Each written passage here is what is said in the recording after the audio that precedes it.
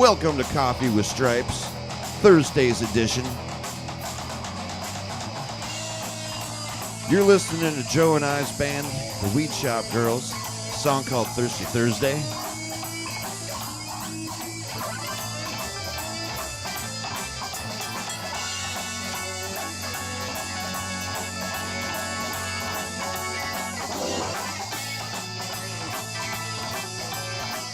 I play the air drums and the air bass.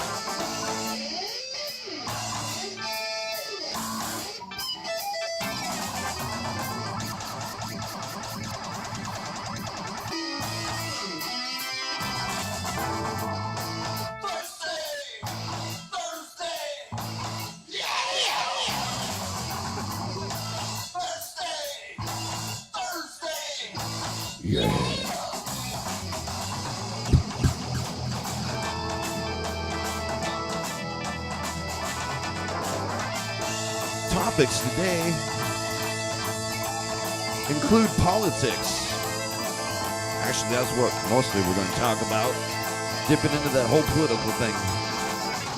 It's ripe for discussion. That's why we just figured we let the rock and roll take over a little bit.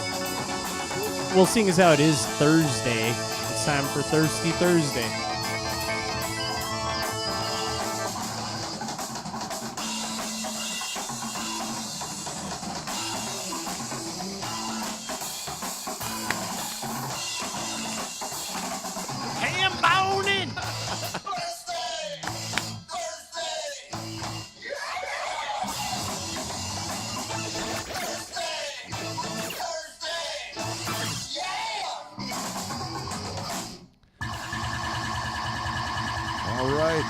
That's the intro.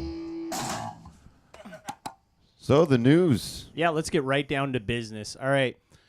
As everybody knows, I'm an annoyingly huge fan of a guy called Bernie Sanders. So Bernie earned, again, my eternal gratitude for bringing to the Senate floor a gigantic printed out Donald Trump tweet. And it's just funny to make something that big and bring it in.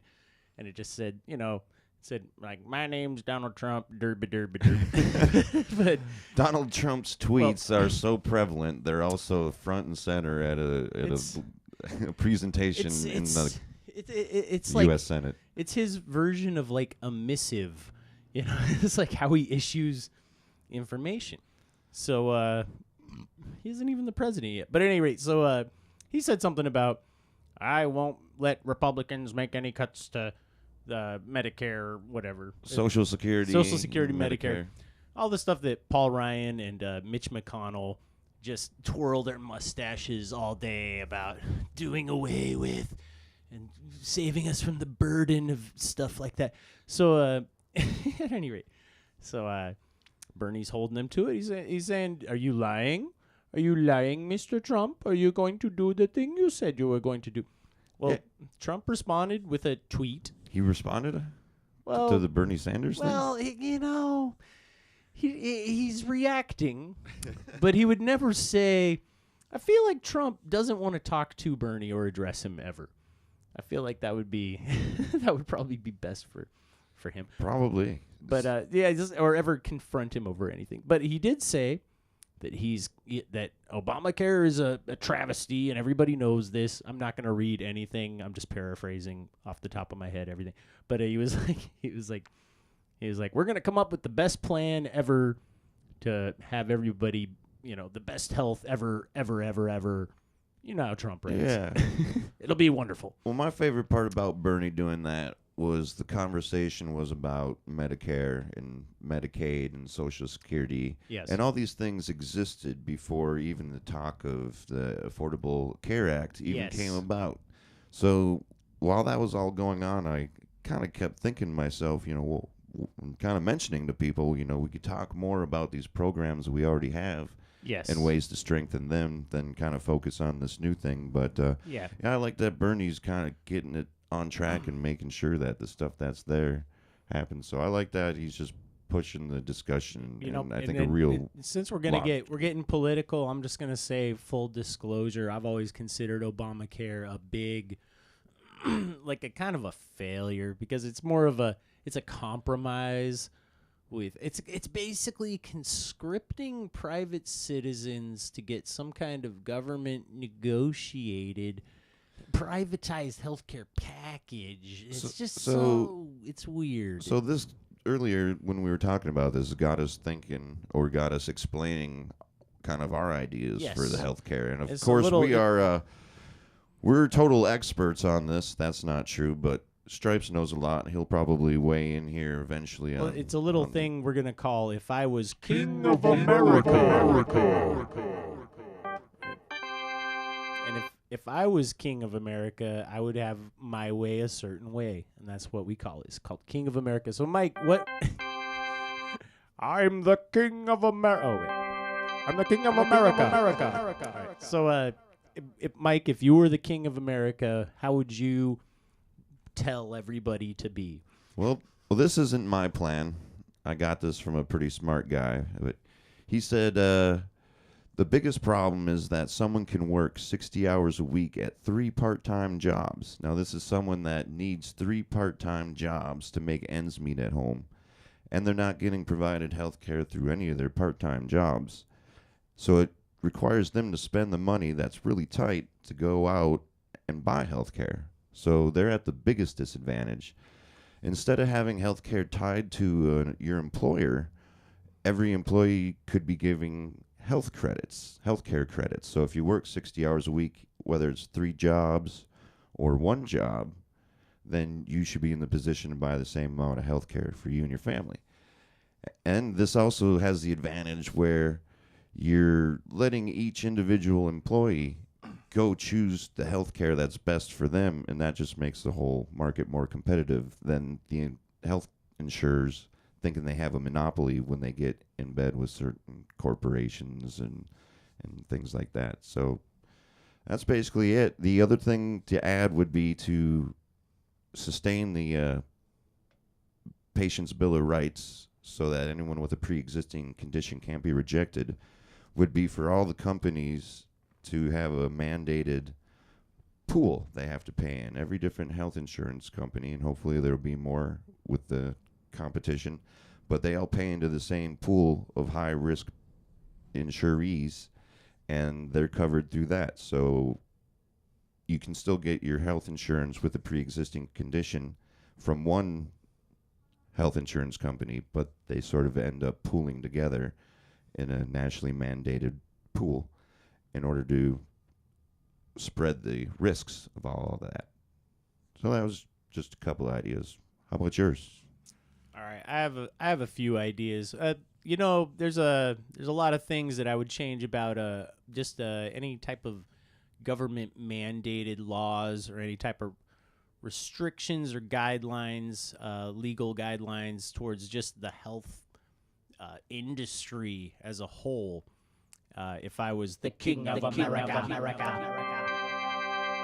So what I would do is, this is going to sound crazy, all right? If I was King of America, I would do a few things. I would approach every single healthcare company in America, all the big drug corporations, the Pfizers, the Mercks. I would approach those guys because they're the ones who put forth the most money towards research. And really, we're at a point where the more money you put into some research, the more likely you're going to be able to find certain things. And right now, those companies are not incentivized to create cures. They are incentivized to not create cures. They're incentivized for you to live a long time hella sick buying their pills. All right, I would offer a humongous government incentive towards the patent holders that create cures. And that creates a situation where, you say, all right, if your company can create the cure for cancer, we'll give you, 10 years tax-free, something like that. Or you get to write off your research, or there's a huge government funding bonus, like a no-bid thing.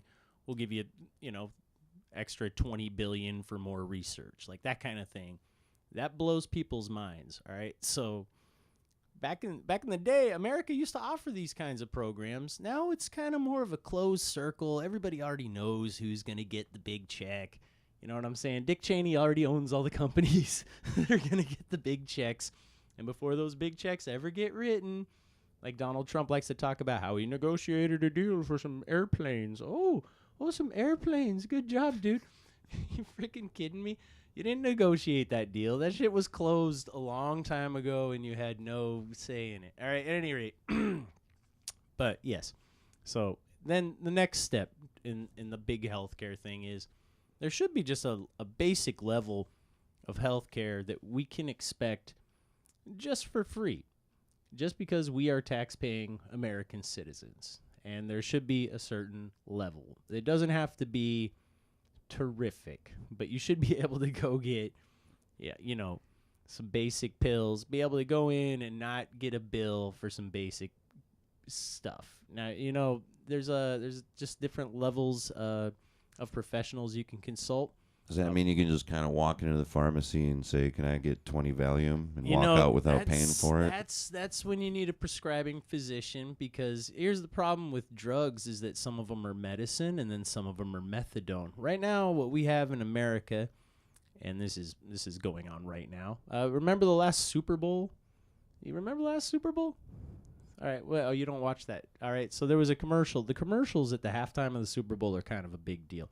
There was a commercial at the halftime of the last Super Bowl for a pill you could take to help with opioid-induced where you can't poop. What's that called?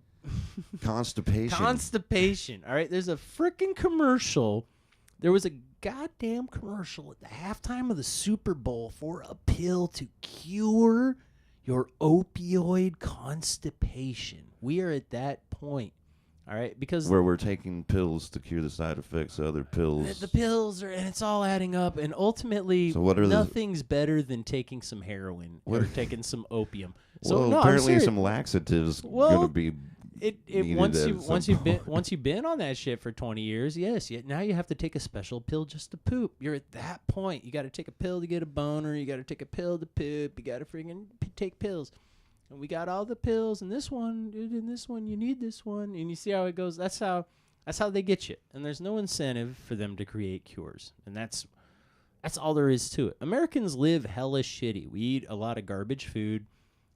We work too much. We're not hydrated, and we're all chronic masturbators. So so like Americans, we just need to be healthier. I mean, I think a huge step towards just a healthcare approach this country needs would be derived from all the companies that hide all their money because of taxes. All right, should be able to, instead of being some scoundrels hiding their freaking money overseas, they should be offered incentives to operate in the United States because of benefits that they bring. Like, I think foods should not be subsidized that are bad for you. And I think foods should be subsidized, like the growing of which, the whole agricultural industry, there should be huge pushes instead of just making sure that Monsanto gets the copyright to soybeans, which is the big push, because that's super important. Instead of that kind of shit being important, they should make sure that foods like apples, potatoes, healthy whole foods are sold and subsidized, the growing of which is subsidized, the shipping of which gets subsidized, and just maintain a healthier approach towards food in general. And I think what you are what you eat. And so, we're at the point where you can get like a cheeseburger where like both buns are made out of like fried mac and cheese. And I'm not saying that I wouldn't eat that shit, but I just don't think we need those. I love that kind of stuff. I know, but that's the problem. It's like when I see a fast food restaurant that has 2 chili dogs on a special. I'm like, no one would ever do that to themselves to go get chili dogs from Burger King. Yeah. So I went and got like 3 or 4. I'll eat all that stuff, and I'll just blow it out by eating a bunch of kimchi. But it is what it is. But I feel like that's the better approach. And right now, the way the healthcare works in America is it's just like, well, somebody's got to pay for it, and it's fucked up when you start getting into, oh, you need $200,000 to live. All right, so we're at a point in America where people are putting up GoFundMe's where it's just like, I need money for my kid's leukemia. And I think that kind of stuff just shouldn't happen, dude. How much does it... If America can buy a giant Apache helicopter and load it full of Navy SEALs and give each one of those guys a surface-to-air missile, heat signature tracking bazooka, then I feel like some leukemia can get cured. And it all goes back to who does the research? Who knows all this shit? It's the big pharmaceutical companies. They already have all this information, and they have no incentive to bridge the gap and be the kings of America. Now, what we're talking about with the side effects just made me sort of think of something I saw earlier. I don't even remember what the name of the medicine is, but if your heart is beating maybe too fast, they can give you this pill to kind of reset it.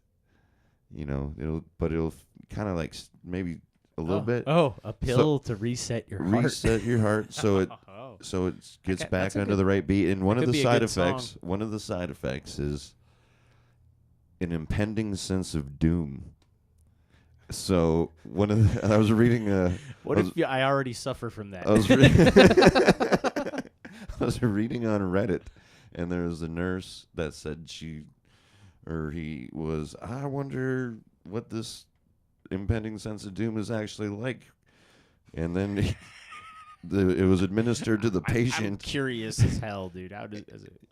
The nurse said it was administered to the patient, and the look on the patient's eyes spelled impending doom. They were no longer curious. Because your body knows that something's messing with like your heart's beating, and it's telling you you're gonna die. It's what it is you're starting to have like flashbacks where you're seeing your life before your eyes, because that's what your body's programmed to do when your heart starts not beating right. So, speaking of impending doom, should we play the Thirsty Thursday song again? Okay, you ready? Here we go, folks. This has been Coffee with Stripes.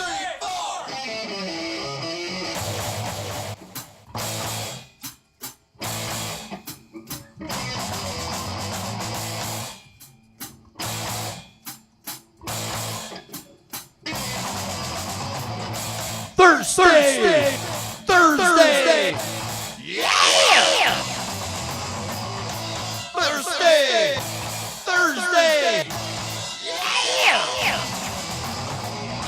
Thanks so much for tuning in, everybody. We may see you later tonight, even. Just a reminder, send your letters in to Stripes at Coffee with Stripes, or comment on this Facebook video. If you're any good at anything, like ham boning, as demonstrated by Joe right now, you should let us know. We'll get you on. You can do a live demonstration of ham boning for everyone you know and all our listeners.